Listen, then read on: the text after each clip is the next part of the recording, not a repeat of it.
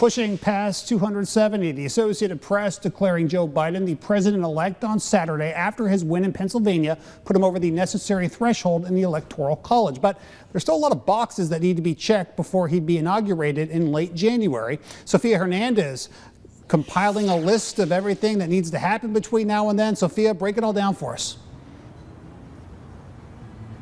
Well, right now, Ben, 3 states, Georgia, Alaska, and North Carolina, are still counting their votes. And even when all the counting is done, there still are several steps that need to be taken before Joe Biden is elected president. I'm sorry, AP doesn't rule the world. Some Republican Florida electors say the race for president was called too early. They're raising questions about voting irregularities.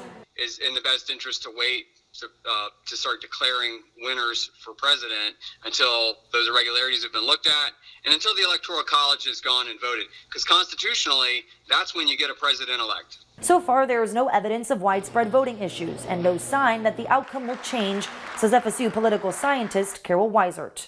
That would be very highly unusual, and I think that's a little hysteria at this point. But steps still have to take place. States like Georgia still tabulating results, and with close margins, the ballots will get a look over. This is not unusual. In 2018, we had 3 recounts in Florida for 3 statewide elections. Oftentimes, these days are very close, so we want to make sure we have it right. So recounts are the perfectly normal thing to do. Each state certifies its count a few weeks after the election. November 17th in Florida, November 20th in Georgia.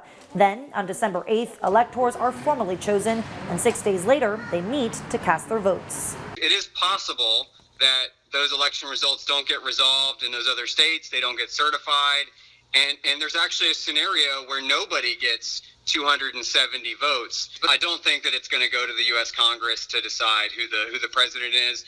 But it's possible. Something may arise that we don't know of, but I think so far, Florida's not the only one that's done it right. I think a number of other states have too, and I think we should be proud of that because this was a watershed election in terms of turnout.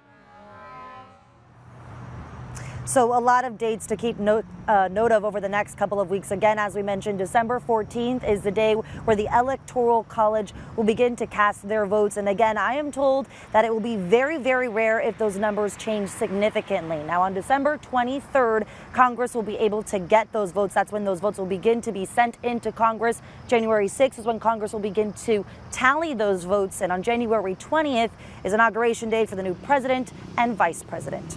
For now, reporting at the state capitol, Sofia Hernandez, WCTV Eyewitness News. Okay, going to be a busy next couple